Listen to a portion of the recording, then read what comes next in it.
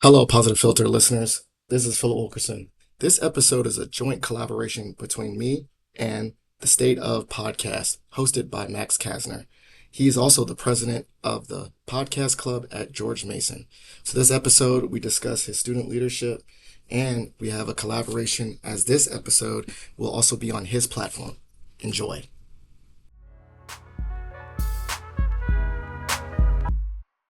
Welcome to Positive Filter with your host, Philip Wilkerson, a podcast that focuses on friends, family, health, and career, with a little self-help along the way. Please join me in this journey for self-improvement, and I hope what I have to share will make you a better person, thus making the world a better place. I hope you enjoy the show. I hope you enjoy the show.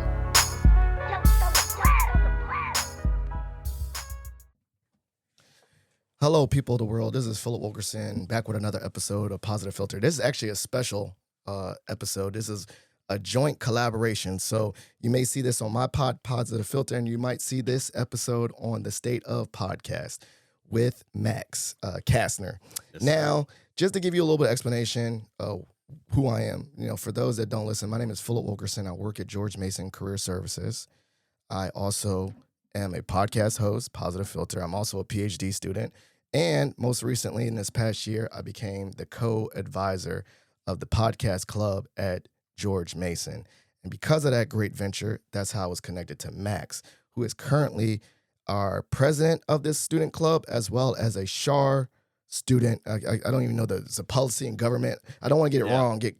Is it policy and government? Government and international politics. See, I knew somewhere in there. And so because of that, we're going to do this joint episode. This young man has his own podcast, but also is a president of a club. So we're going to do a little something different. We're going to have like a joint podcast. You might see it on both ventures, but let's start off with this, right? Max, tell the listeners a little bit about who you are. Yeah. So my name's Max Castner. I'm from South Jersey, like 20 minutes outside of Philadelphia. So that's always like when people see me, they're like, oh, like this kid is from Philly. Yeah. So that's always I don't know. That's the best first impression. Yeah, there you go. Yeah, that's always the first impression that I leave. Yeah. So I'm at George Mason. It's my second year here, but I'm graduating in 3. I want to go to law school, or earlier than most want to go to law school. Okay, that's why you're doing the 3. Okay. Yeah, save money. Try to not have too many student loans. Came to George Mason, knew that I wanted to be near DC, and like money wise, Mason was the best option, the one that worked out the most for me. And it's been an amazing 2 years here. I found my people freshman year. Yep. The guys that I met the second night at Mason are my roommates in year 2 at Mason. Yeah, in a small world, all they're connected. Because I know, like, I feel like 6 degrees of Max or six degrees of me. Like, you had a great RA, which I listened to his episode, but then you also know, awesome. Was it Andreas? Yes, like Andre's great. It's all these different worlds. So I'm gonna just jump around, but the thought is you want to go to law school. Yes, sir. But I know you love sports. Yes. Is there is that the kind of avenue? Do you want to do sports and law, or I know that you're doing politics. Is that still the avenue in which you want to go with your undergrad degree? Yeah. So right now, if you told me what type of law do you want to practice, or asked me what type of law do I want to practice, I'd say sports and entertainment law. Yeah. On top of being a huge sports fan, I've played the piano for 14 years now, and the drums for 10. Yep. So like music, you're all over the place. You got the music, you got the politics, you got the sports. That's a big part of it too. I came here thinking that I wanted to do political science, and the more time I spend in that space, the less I'm like, wow, this is like what I want to do with my life. Which is great that I have the opportunity to even like learn that about myself. Yes. But the SHAR school's been awesome in that like it's not just political science. I'm taking like legal writing and philosophy classes and like so many things that are like, I don't want to learn about the politics of Germany, but I want to learn how to write like a Supreme Court justice, or I want to learn how to think like a Supreme Court justice. And I want to understand like, how do I dissect these arguments and how do I do this so that when I go to law school, I can be more successful, or I can be more prepared when I go to law school. So the SHAR school has been a blessing in that. But yes, I would want to do sports and entertainment law. So what I'm hearing is the Shar School or any undergrad degree is usually just a vehicle for skills. You don't always have to do exactly what your undergrad degree is. 1000%. So what I'm hearing is that, learning how to write or connect with officials, that might be beneficial as a lawyer, right? Or learn how to do arguments or do research. So you still get those skills, but you could do many different things with what you're doing. Was that like initially coming in as you had this awakening when you came, because the DC area, was it initially for a political thing? You want to get into politics? Yeah, I mean, I thought that I was going to be a summer intern on Capitol Hill. I thought I was going to do all of that stuff. And like the people that love doing that and want to do that, like that's awesome, and they really love it. But that like I learned last summer. I was like, okay, what happened? Was it? Did you actually do an internship? No. I went home last summer. I applied around on Capitol Hill. Yes. I had a couple of interviews, and at the end of it, I was like, I don't want my first summer in college to be like here running around Capitol Hill doing all of this. Like I want to go home. I want to spend time with my family. Right. I'm blessed to have a house near the beach in Jersey. I was like, yes, I'm spending my summer at the beach with my family. Yeah. And then like realizing that, I was like, okay. And then like some of my friends were interning, and I just heard horror stories. And I was like, all right, like I don't really know that you didn't have no FOMO. No, I'm sitting on a beach eating a hoagie with my dogs and my family. I'm like, I'm good. I'm great over here. I love it. Okay, this is a random pivot. Draft. What do you think about Makai Lemon? He needs a speech class. Yeah, not. Maybe he does have a learning disability or something. He'll be great in Philly. So I don't want to, but his interviews is crazy. Yeah, he came out. He was walking out the tunnel. He turned and started screaming at the Eagles logo. I was like, I love this guy. Fire me up. Yeah, what do you say? Something. He's like, I'm not here to play. I'm here to get to work. I'm like, what are you talking? Hell yeah, bro. Hell yeah, you are. So he got the Philly vibe. All right, so. Probably means the end of AJ Brown. I'm not the biggest fan of that. Hey, he was reading, man. He was getting his literature on, on the sideline. I got that book. It's a good book. It's a good book. So, Podcast Club. This was actually through the Shar School, but tell us a little bit about that journey for you in student leadership, because I will make an assumption that this is your first role as a president of a student club. So tell us a little bit about that. Yeah. In college, sometimes the most random stuff is the stuff that sticks with you. It doesn't take a lot of persuasion. I was in this community called Democracy Lab last year, and I think Buzz sent something to Dr. Victor, or maybe you sent something to Dr. Victor. I don't. Maybe one of us. Who knows? Somebody sent. Something I'm connected to her Victor. too. The world's small. Yeah. And she sent this email out to our Democracy Lab and was like, hey, like anyone who likes podcasts or has been told that they should do radio, or like I've been, my great grandfather was a sports announcer or something. Yes. I love that. So like I've been told, oh, like you have the voice, you could do a podcast or do radio. I have the accent. I got the face for radio, so yeah. So yeah, I was told about that, and then I was told about this opportunity to be a part of the podcast club. And at first I was like, great, like RSO, I can check my name off of like being a member of. And then like I met you at that first meeting. We're like, okay, like we need staff, we need a president, we need roles. And I was just kind of like, you know what, like screw it, I'll do it. I love it. What's the worst thing that's gonna happen? I'm gonna be in the same spot I am now.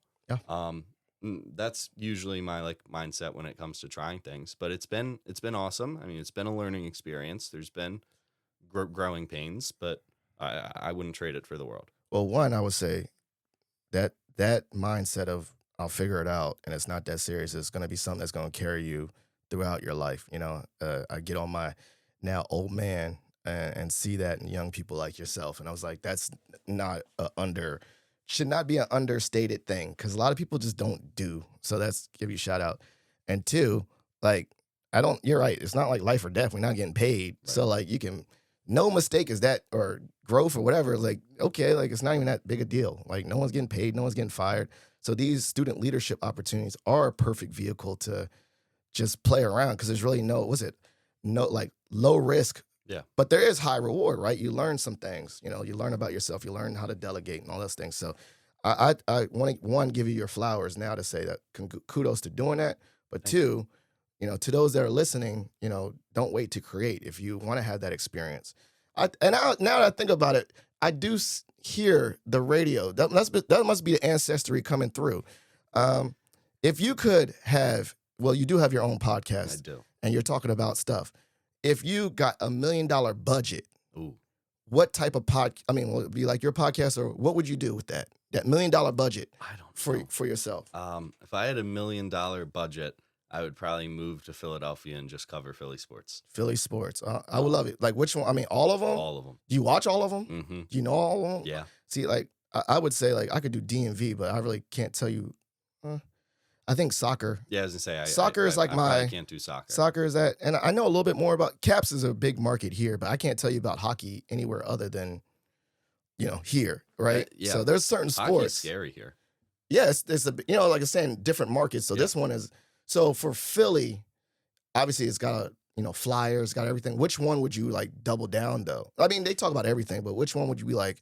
I had to go to more of the games and be there. Probably the Phillies in baseball. Okay, yeah. And there's so many games that you kind of have to. And that's baseball is my favorite sport. Okay. I don't know why. Like I could sit down in front of a couch and watch a baseball game, no problem. And I played baseball. Like I've always just loved baseball, so I would cover. And the Phillies are doing horribly to start the year right now. Yeah, I can't tell you nothing about no Phillies. I just remember if this shows how bad I know is that they got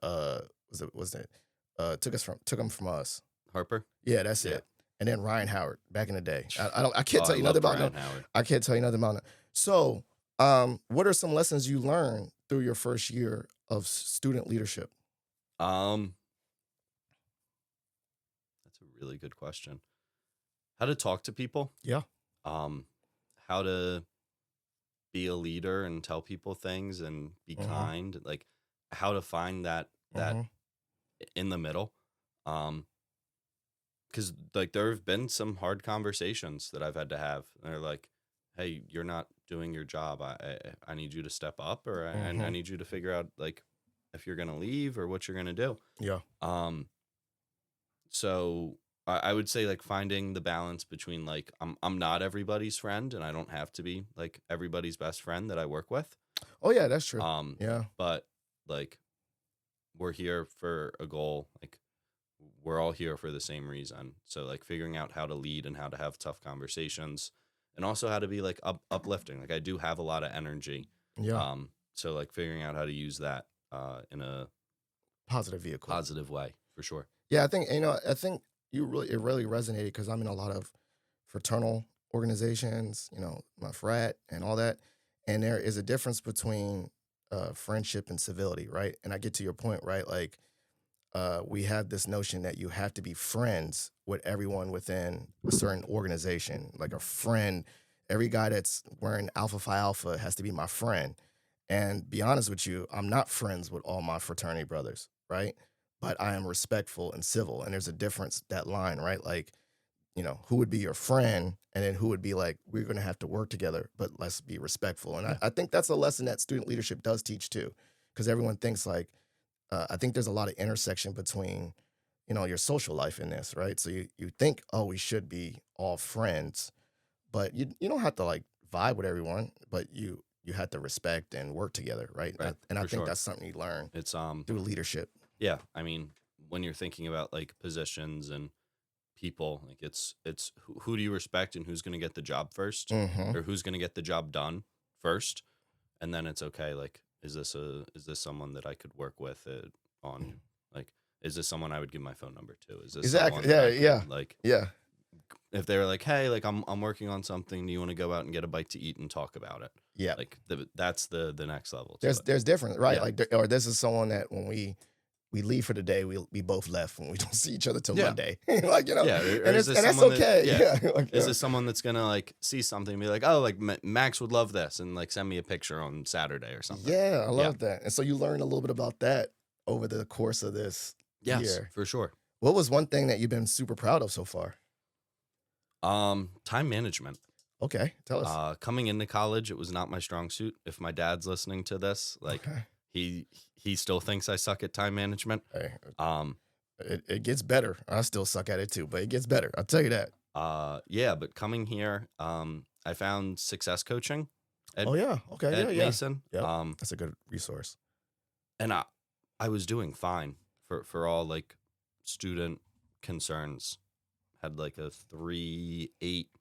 Yeah, I mean, Like just getting through it. But there were things that personally, like, I wasn't happy with how I was doing. I wasn't happy that I was doing assignments that were due at midnight at 11:45. I find that really interesting, and I want you to keep on going back to time management, but it's like also showing that like not necessarily are grades the only metrics of wellness, Oh, right? hell Like, no. so you're doing like Hell on the no. surface a 3.8. I literally my eyes just went like, what? Like, dang, a 3.8. But you still was like, I need some help with success coaching. So I want to go back to that. But that's a good metric to know. Like, you know, there's other ways to evaluate whether you're doing well and need to improve on time management. Okay, Right. keep going. So I found a success coach at Mason, Riley. She's unbelievable. Yeah.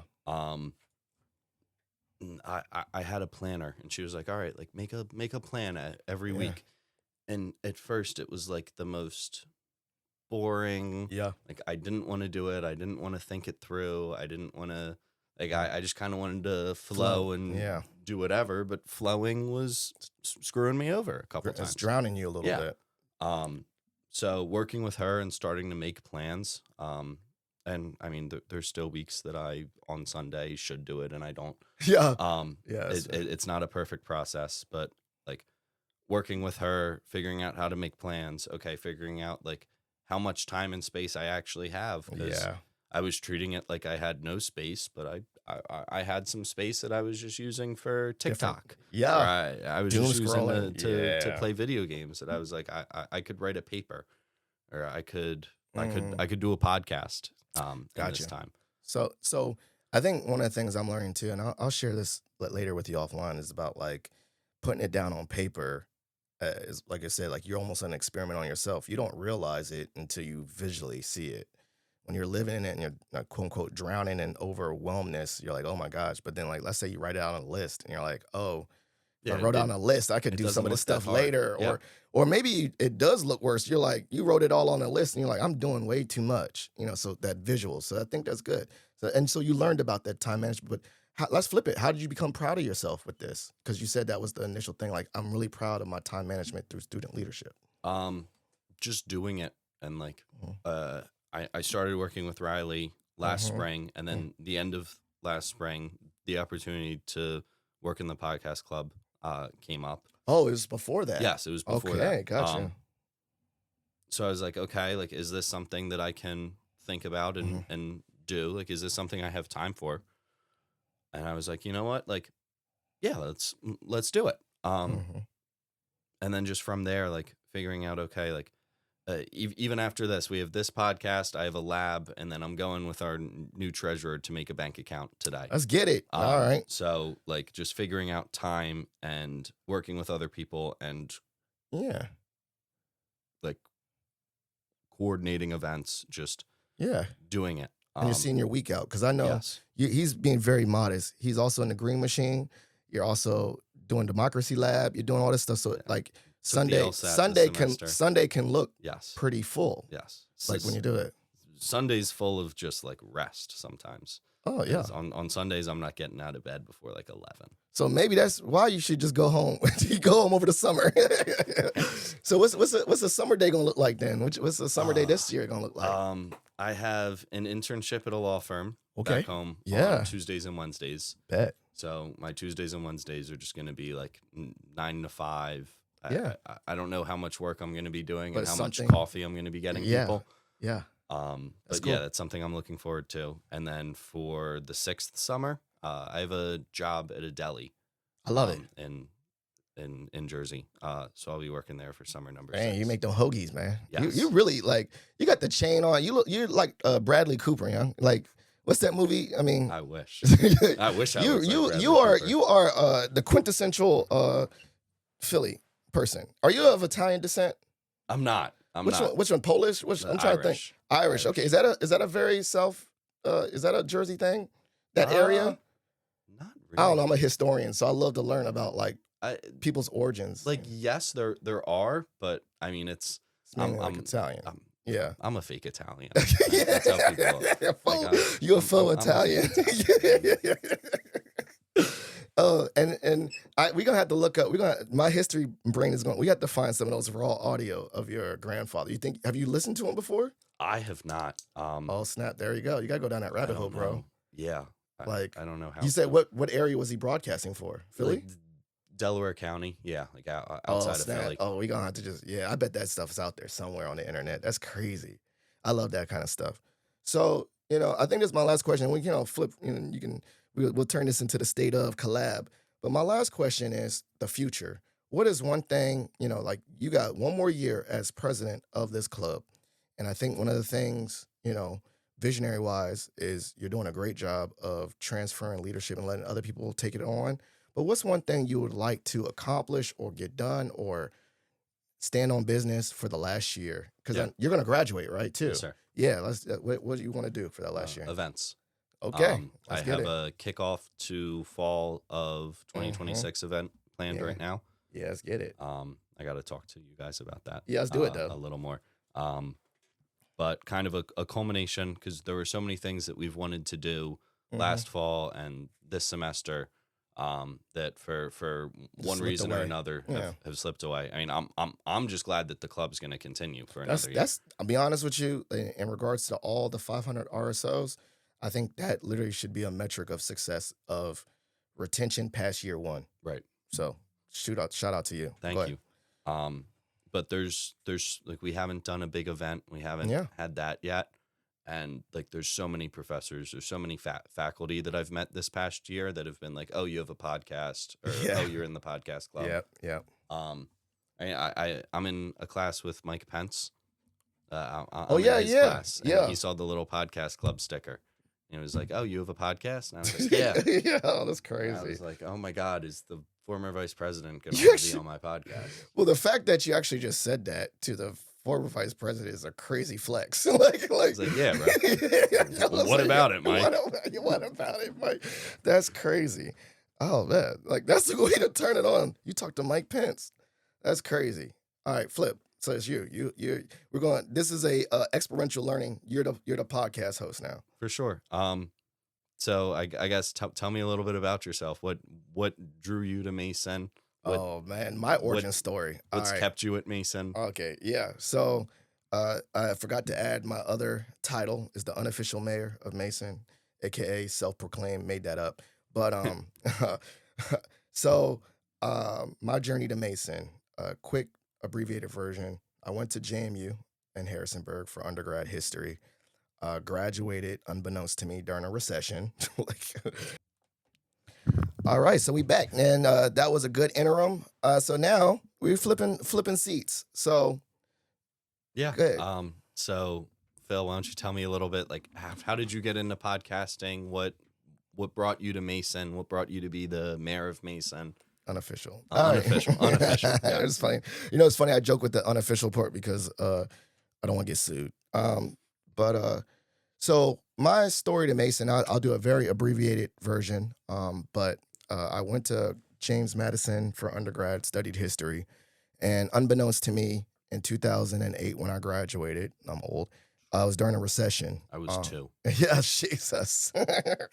So it was a recession, right? And I wasn't as ambitious as you. I did not have no 3.8. I guess I did some internships. I did have a full experience at JMU, like studied abroad, did all the stuff. So, but I definitely was not a career-focused person. And I didn't get a job, right? Like I went to the career center once. I don't think I even went to a career fair, which is ironic because I work in career services now. And so then I moved back home with my parents in this area, Alexandria. And that summer, I was just trying to get a job and I don't know what I want to do. Like I was literally just a lost student. But very fortunate for me, one of my close friends had a job at a school with children with special needs called Alternative Past Training School.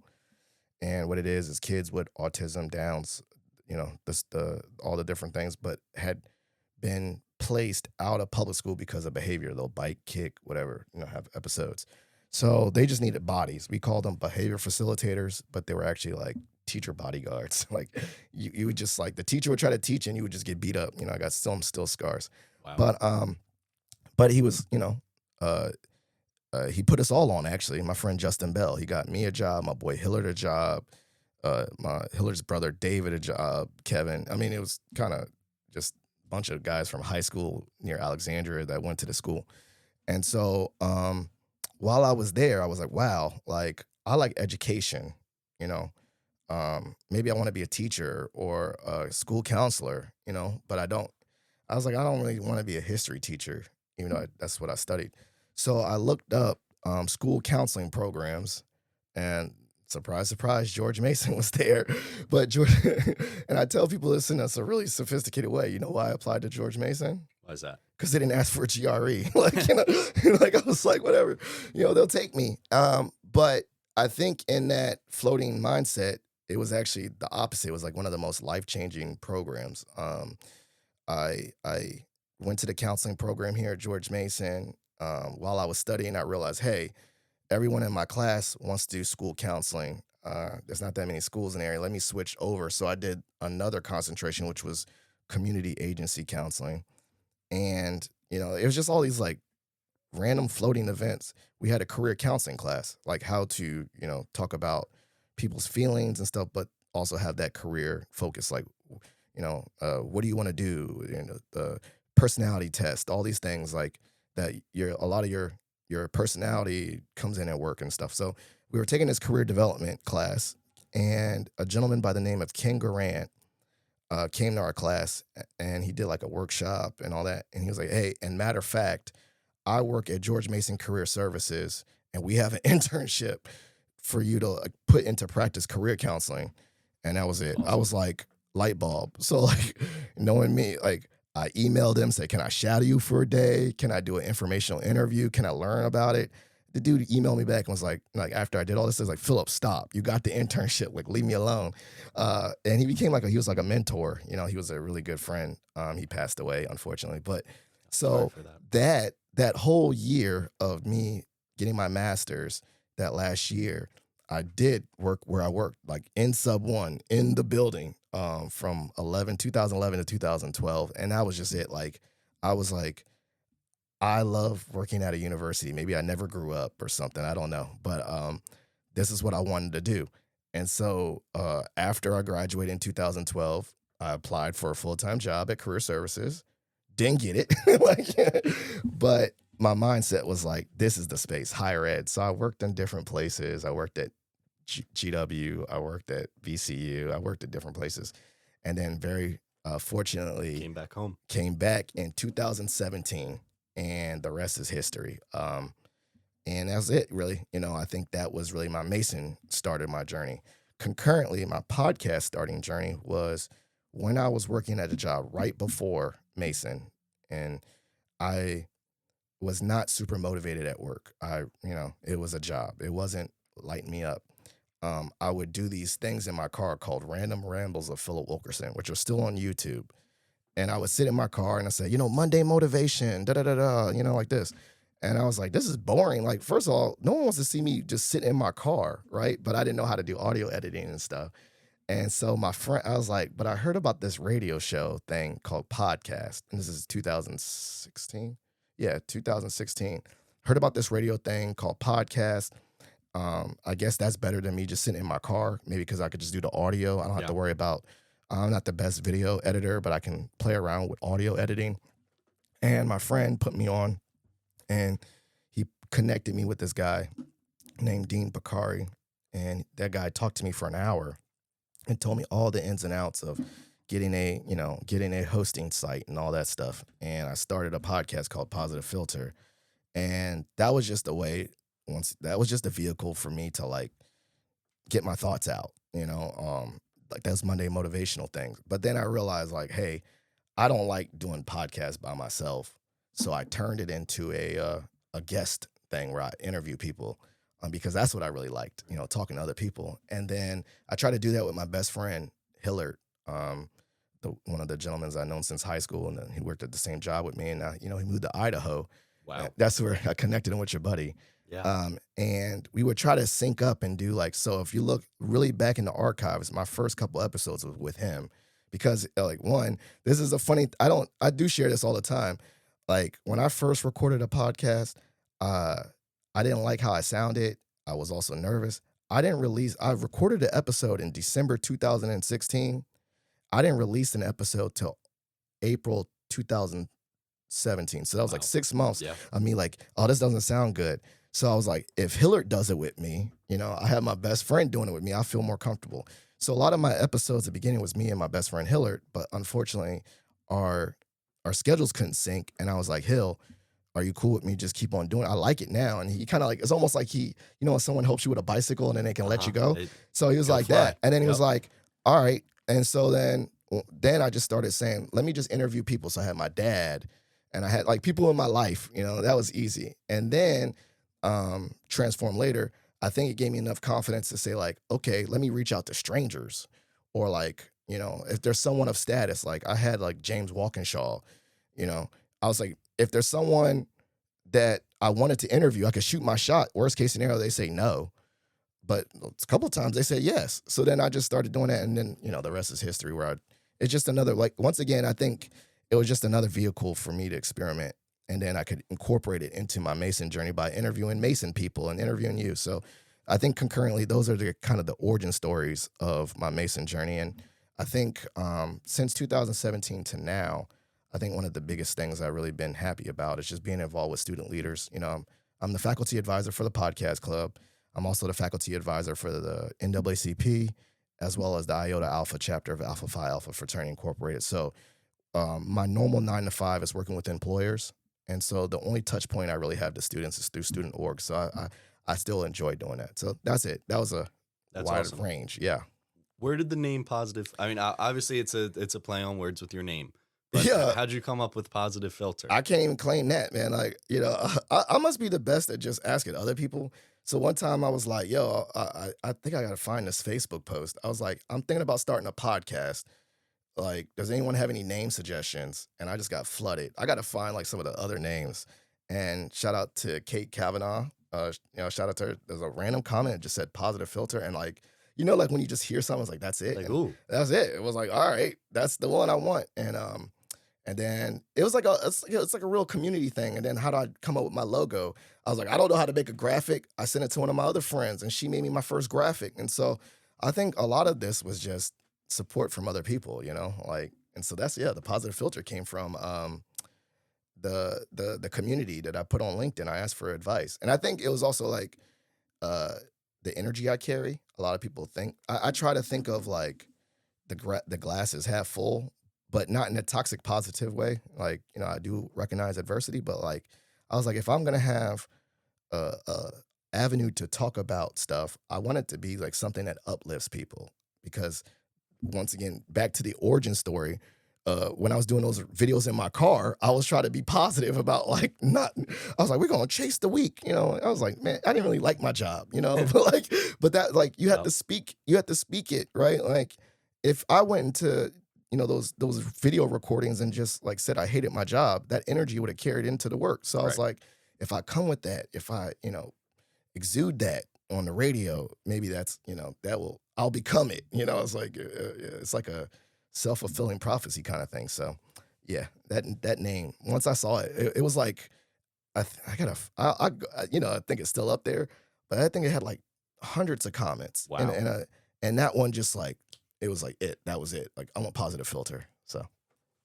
So what do you, obviously in career services, you work with like organizations and like job places. Yeah. But you also work with students. Well, so I used to, when I first initially got to George Mason in 2017, I was what we called an industry advisor. So what that meant was we break up our industries, like in categories, so that, we can not be a jack of all trades. We can hyper focus. So I was like media, arts, design, sports and rec, and hospitality and tourism. And what that meant was I would work with the students on those industries and then also work with employers to build that bridge. Now, mind you, I'm not a job placement agent, but I would be like, okay, the nationals, you want to hire students, let's do a panel, let's do a career event. So that was I had that role split between, and then for the students I was doing their resumes and cover letters and all that stuff. But then we realized to scale it was getting too much to serve employers and students concurrently. So our office split and said, okay, these folks will be career advisors, they will see the students, and you will be an employer engagement consultant and you will just see the employers. And so, I just made a decision to try something different and see only employers. And because, as I said earlier, I was like, I'll still have touch points to students through this, student leaders. I won't have one-on-one appointments anymore like I used to, like, doing the one-on-one career counseling stuff, but I'll still get to be plugged in. And then, so now I only see employers, but my industries remain the same: media, arts, design, sports and rec, hospitality and tourism. But then because we split it, they added tech and engineering to my portfolio. So I see a lot of those companies now too. And that was around 2012. So for first 5 years, it was both. And now from 2012 to now, it's been mainly employer facing. But I still get outside and I still feel like I get, energy from seeing students. I think it's just not the same volume as my career advisor counterparts. Yeah. So working with employers, Yeah. what are some things you think students don't know that they should know? Oh man, here we go. I think, Give me some advice. the I want a practice. job. No, see well, here's the part where I'm gonna say give you advice. I think you're already doing it, but it's just not seeing that you're already doing it. So for instance, we have a thing called like the how to be career ready, and it's a formula. And what I mean by that, it's like just a way to explain it. So number one, earn your degree. You're doing that. Number two is gain like career relevant experiences. You're doing it.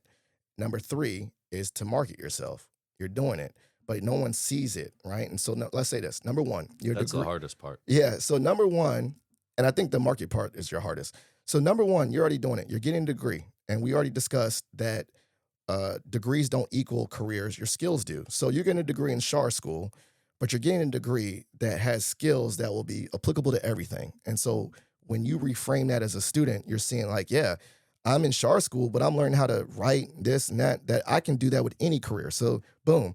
I think when we think of a diploma, we think that it is like a decoration of only one career path, as opposed to looking at your diploma and saying, how can I look at that diploma and see and extract the skills I learned, right? Like you can learn skills. I'm a history major. I'm not doing history, but the skills I learned was context means everything. Like I love to nerd out. I'm going to tell you right now, I'm always going to remember that your grandfather had a cable network show, and I'm probably going to go down the rabbit hole and have that context. And I look at things like, even like this, I'm like, why did something happen before this? And why is it happening now? Like the contextual stuff, that's a history skill, and writing and presentations. So you learn that, right? Question everything.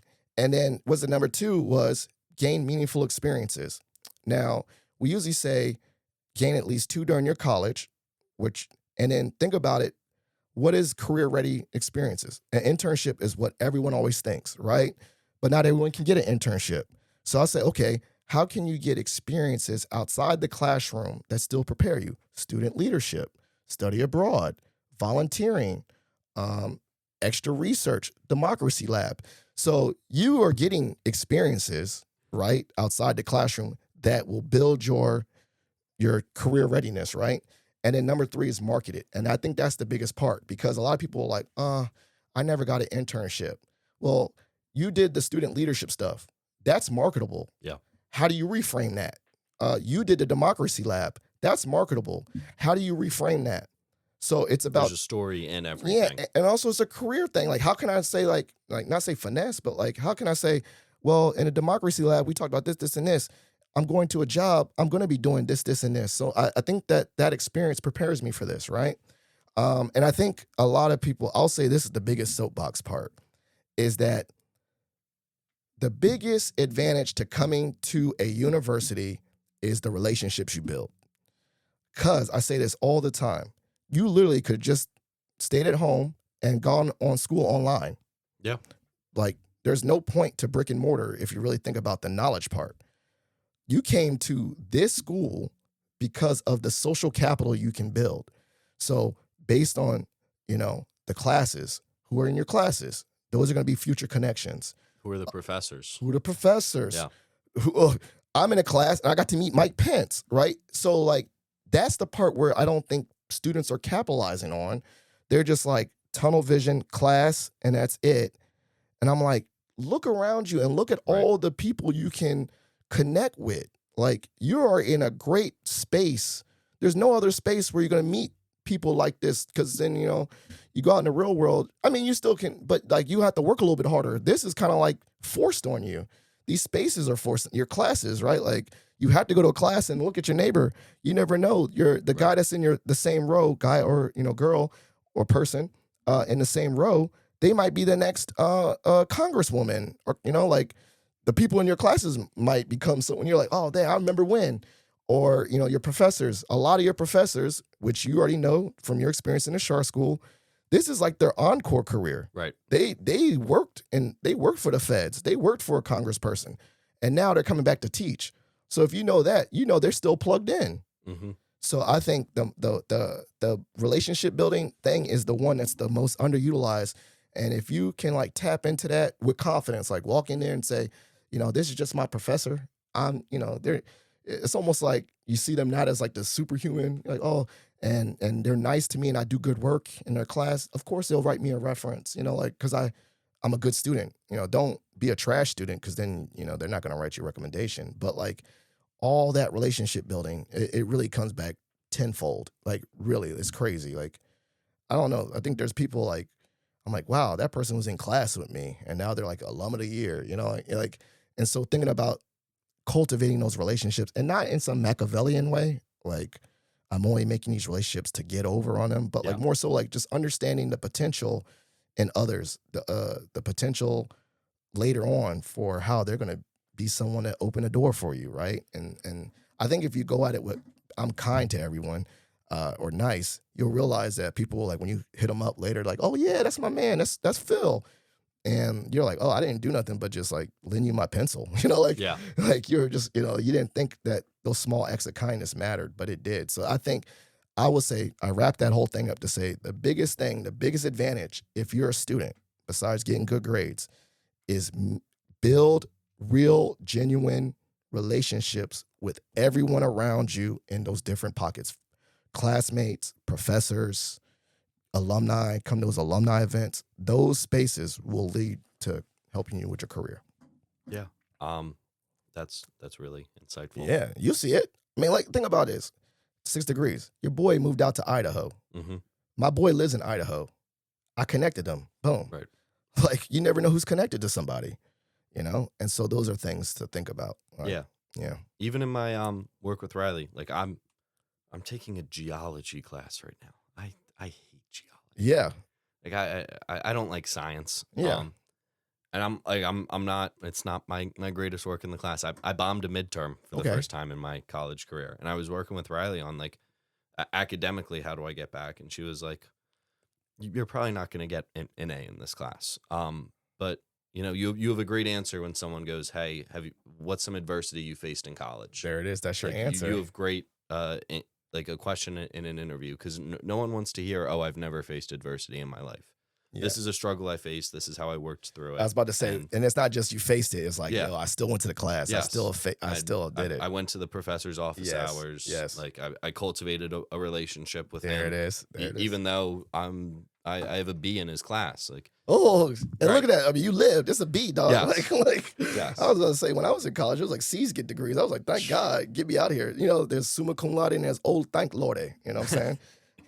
And also think about this too. I don't know if you sat next to someone, maybe there's a cool person in your class. That's a new relationship. Yeah. Because mostly like those classes at that, you might not get a chance to take classes with people that are not Shar School people. Yeah. So you got, that's a person I never would have saw because I'm normally in my Shar School bubble, but I took this geology class. I love those classes. The new ones, the different ones? Yeah, Or because I'm like Spanish. yeah, I've met some of my best yeah, friends in a Spanish class. exactly. Um, I'm trying to think of an off one because I'm a history major. I had to take stats. That was mhm. cool. I took a like we just had to have like another elective. I took like a business law class at JMU, and the teacher is cool. Like, she still writes me. Her name was Queen Delphine. That's cool. Like her name was Queen Delphine. She was Yeah, AKA. that's awesome. And like so like that, I wouldn't have took that class, but I needed extra. So these are things to think about. Like I love your story. Like you can one take that class and turn it into your adversity story. Check. You can also take that class and realize you met new people. Check. So it's still a value add in your Mason journey. Yeah. Um, a question. I think I asked it to Dylan, and I really loved it. Yeah. If you could pick up the phone and call high school Phil or college Phil, what are some Yes. things you would tell him? Mm, well, I actually tell them like you're smart and that you should actually try because I was the quintessential high achiever, underachiever. Meaning, if it lit me up, if it was something that lit me up, you can't tell me nothing. I'm gonna get A's. But if Mhm. it's not, it was like pulling teeth. So like when I switched to history, A, straight A's in history, a C, barely passing in Spanish and stuff like that. And so like I would have thought in my mindset, like, take that same energy. And you're not going, like you said, I'm not going to get a, but maybe get it a little bit better. And I think too, knowing what I know now, I would have complimented my James Madison experience with a skill building thing. Like I love podcasting. I didn't know that. I love media. So maybe I would have, done something complementary to my history major, like wrote for the Breeze, the school. I would have wrote for the school paper or done the we had a university radio, but I never looked into that. I didn't know that was a a thing until I got here. So I didn't know that there were so many resources at James Madison that I could have taken advantage of until now. I'm like, wow, I know we had a school radio because they had one here. I know they had one there. We had a school paper. We got one there. We have minors. It's like I got, so I would have just like I wish I could just take my brain of like what is the resources on a college campus and told myself like take advantage of this stuff there because I didn't take advantage of it. And now I'm like, wow, I should have took advantage of all this free stuff. So Yeah. that's what I definitely would have called it myself. And I would have done the college one. High school one, I'm like, he's a wash, man. I ain't talking to him. Like I would have talked to my college self, but not my high school self for sure. And then in that media sphere, like what are some things you do? What are some people you look up to? I know on the drive here, I like to listen to J. Cole a lot. I'm a big J. Cole fan. Yeah, I'm going to see him. I'm going to see it in July. He's going to Baltimore. Okay, I'm July 23rd. I'm trying to see him in Philly. Okay, there you go. Yeah, I love it. He's my favorite rapper too. So we got that in common. Look That's at that. awesome. Yeah, like on the way here, but before I record, I always try to like just practice like speaking and getting my words out. But no, like, Cole is. I'll say this. Cole has been on my like North Star interview list. If I ever could interview someone on a podcast, it'd be J. Cole, and that's flat out. I've said that 1,000 times. So like, I would just love to learn about him.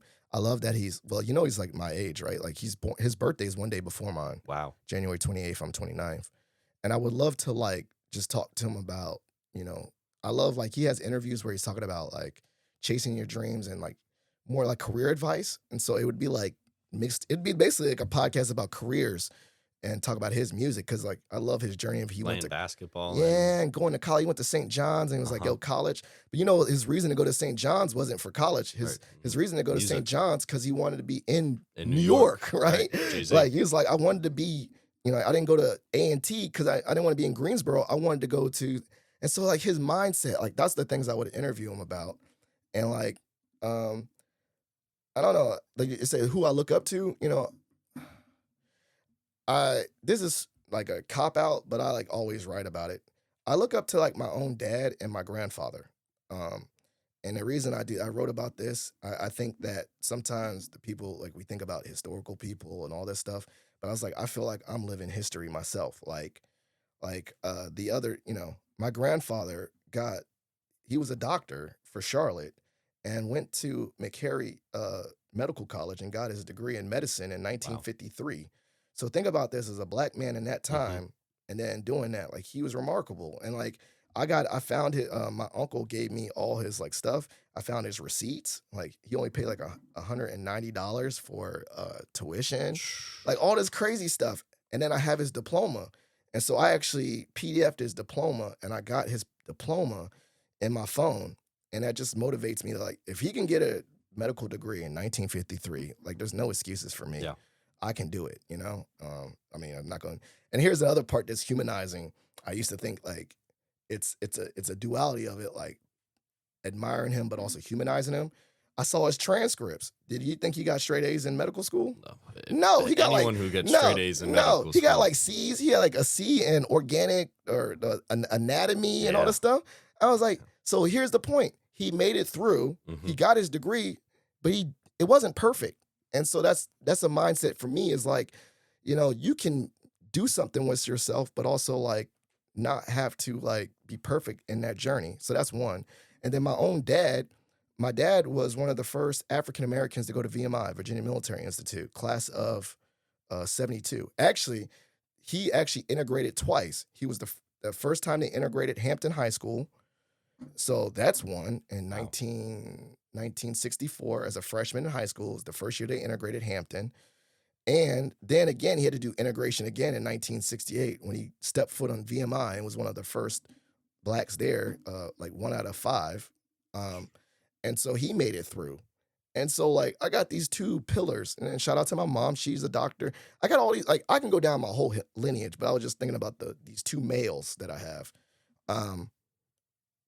I look up to them, like, and I thought about it in a sense that when I was young, I felt like I had to be a doctor, lawyer, bust, you know, to be like them, to be considered great, to be impactful. And then now I realize through my own journey is that, you know, being a father, that I'm leaving an impact there. Doing my normal 9 to 5 at Mason, I'm making an impact there. I don't have to do it like them, but I can do it with the same energy and same determination.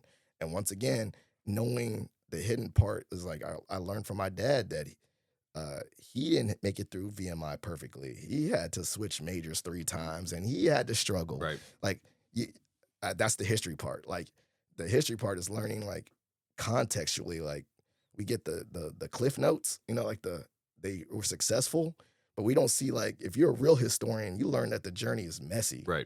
Like you see all of it. You see, like, they get cut. You know, Michael Jordan, I love sports history. You realize that, you know, Michael Jordan is probably, and this is like another one, Michael Jordan is the most petty person I've ever thought about, because every time he got his feelings hurt, he would be like, I took it personally. And then he was like on a revenge tour, right? But I love that too, because then I watch this. Yeah, because I'm like, I do that too. So I think we all do. I have those people, but I would say flat out people I look up to are those two. You know, like they're my rocks for sure, and awesome. Other people. And like I PDF it and send it to my cousins. You know, the diploma and stuff, and they're like, thanks. You know, they call me Little Phil because my dad's Big Phil, and so it's like, yeah, history's here, history's everywhere. I think we can have heroes that are like big time people, but I think also like I feel like I have some heroes in my own family. You know, if you like really look at it. So, well, I think this is a good place to wrap up. But I'm gonna ask you. Sure. This is my flip flop. Okay. Is I do a segment on my podcast called Shot for Shot. I think you already asked me a random question. So in my normal part, you would ask me a random question, but you already did that. But I'm gonna ask you a random question, and then we'll wrap it up with some of the shout outs and stuff. I gave you the $1 million budget, and you're talking about what you do with a podcast or whatever. If I can give you ownership of any sports franchise, what team would you own? And what would be, like, not a lot of decisions, like one major decision that you would make off like you come in the front office, you're wearing this, you're like, thank you so much. I'm honored to own the team. The first thing we're doing is X. Oh, man. It has to be a Philly sports team. I know that. I love the Eagles ownership. I like the Phillies ownership. I despise the Sixers ownership. Okay, so you would take the Sixers. I would take the Sixers out of spite to be like, Yeah. You know what? I think a 20-year-old who has just played too much NBA 2K in his life can do a better job than. I love it. And then what would be what would be your first decision? I would sit down with Joel Embiid and ask him what's wrong. You'd pay him more or no? What's wrong? Like mental health? He gets hurt every year. He's constantly hurt. Well, maybe it's his body. I don't know. Yeah. So I would want to talk to him and just kind of like apologize for his body breaking down. For his body breaking down and for how he's been treated. That's a good one. In the city and by the team. Would you try to keep him then with that? Like, please. Yeah. Okay, I got you. I think you'd build a team around him. Yes. I mean, I think he's when healthy, I think he's the best player in the league. There you go. So you'd come there, you'd be like, hey, I got to repair this relationship with Joel Embiid. I'm a fan of you. And then, Joel Embiid, what you need from me? Yes. And then also, what can we do to keep you healthy? Yes. That's a pretty strong leadership job. All right. I rock with it. Yeah, because y'all had like Ben Simmons. Y'all had some crazy stuff. Yeah, like Joe, was it Harden? All kinds of messy stuff. Maxey's great. I love that guy. I will, before we get to our shout outs and plugs, one thing is, I wish Iverson would have won. Oh, yeah. Just one. Yeah. I love him. Yeah. He's literally trying to play by himself, though. Yeah. I mean, some people love him, and some people like cannot stand him. I don't know why. I love him. His attitude. He's real. Yeah. And he tried. He's been through a lot. And he played hard. Through a lot of stuff. But he literally in that finals, he was by himself. It was him. Yeah. I don't know who. I don't think anyone could have pulled that off. 40-year-old Mutombo guarding Prime Shaq was a good idea. No, thank you. Yeah. So there you go. You probably would have won that thing. All right, so this is the part of the show called Shout Outs and Plugs. Before I do it, I'll just say every episode that I do is in honor of my father-in-law, Jeff Kirsch. So I'll put in the show notes of mine the Jeff Kirsch Anti-Hunger Fund for all his work doing food insecurity, trying to combat that.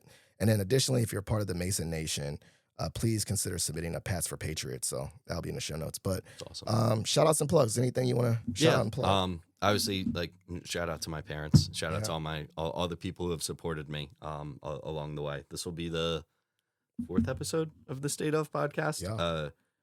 I realized I did 2 last semester, and I'll probably do 1 or 2 more this semester. Space it out. Yeah. But yeah, like it's not gonna be an every week thing. Shout out to the podcast club at George Mason University. Yep. Go follow them. I think it's like Pod Club GMU on Instagram. I'll put all that. To the State of podcast. And then, I mean, if you guys think I'm that interesting, you can follow me on Instagram too. There it is. Yeah. Shoot. But yeah, thank you to the people who've brought me here and kept me here, and looking forward to getting even further and doing even better. Let's do it. All right. Well, thank you so much. Please, if you enjoyed listening to this collaboration episode of Positive Philter / The State of Podcast, both will be in the show notes. Please give them a like and follow and subscribe. This has been a great collab episode, and have a great day. Thank you. Thank you for listening to Positive Philter, a podcast that focuses on family, friends, career, with a little self-help along the way.